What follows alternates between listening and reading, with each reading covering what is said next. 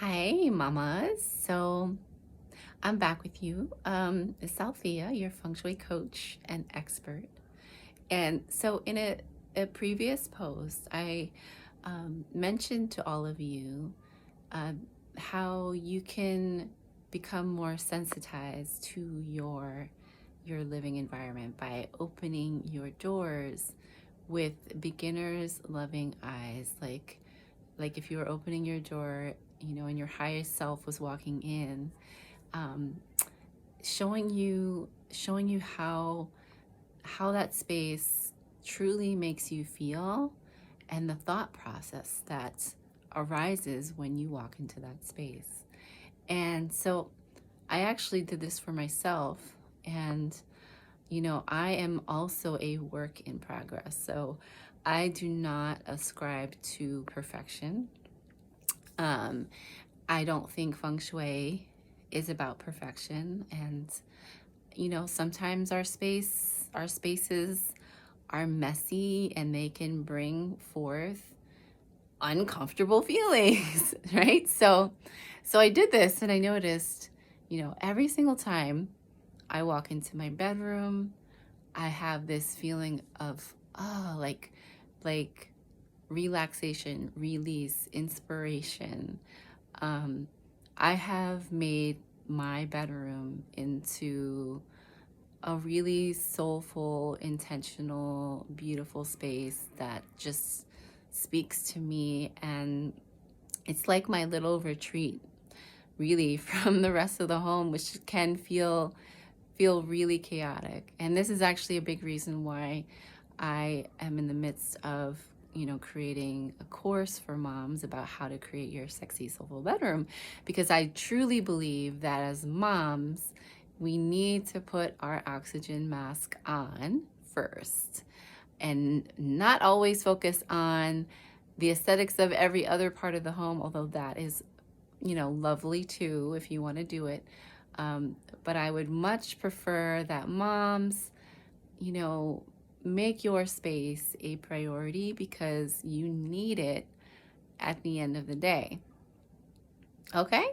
Um, so I noticed my thought process in my bedroom, and then I, walked into my kids' room, and I'm just like, there's just so much stuff. And okay, like I know I need to replace some things and reorganize. And, okay, like I noticed, well, I don't really want to stay in here too long. So there's that. Then I walked into the bathroom, and every time I go into my bathroom, I hate my bathroom. I hate my bathroom. It is old. It needs so much work, so much work.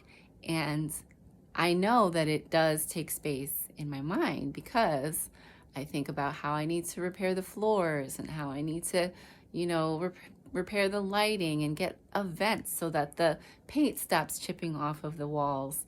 And, I know there is some sort of feng shui message there for me to pay attention to. I also know that what helps me is that I know I keep taking action on, you know, different areas of the home. So I know that I'm not sitting in stagnancy. So I'm not um, neglecting trying to neglect it. It's more that I am trying to take care of one thing at a time as opposed to not doing any of it. So that's where, your energy can influence how you feel in your space, because if you just continuously let things go and you don't take action, then that's where the kind of the negative self-talk can come in.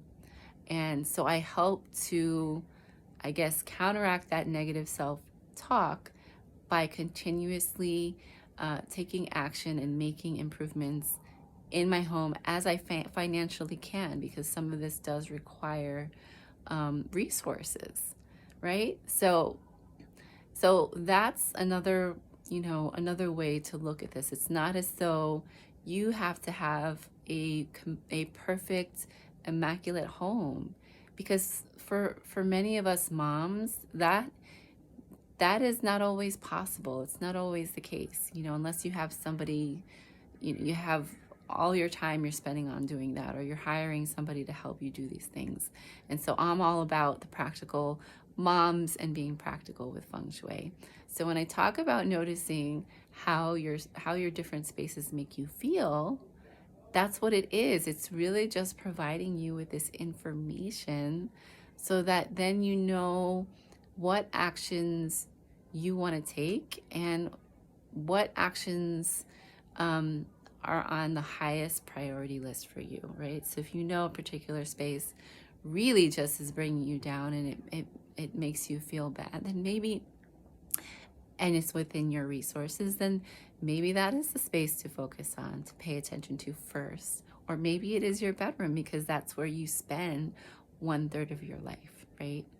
And, I have the same feeling about my kitchen. There are parts of my kitchen that I love, but there are parts that just need to be dealt with, like the oven and like this caked on grease that just keeps forming because there's no vent above the oven. So like these are things that maybe I haven't showed pictures of or videos of, but I share this because, my life is not perfect. It is all about progress and not perfection. So, with that, I just hope that you keep your priorities in check and you just keep trugging along, making those adjustments, living the life of a home mom at home, working mom out of the home.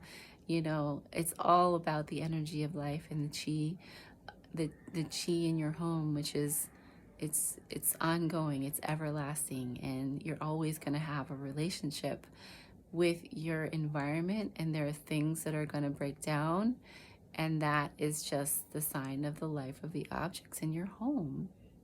Okay, all right, have a fantastic day, and I will see you next time.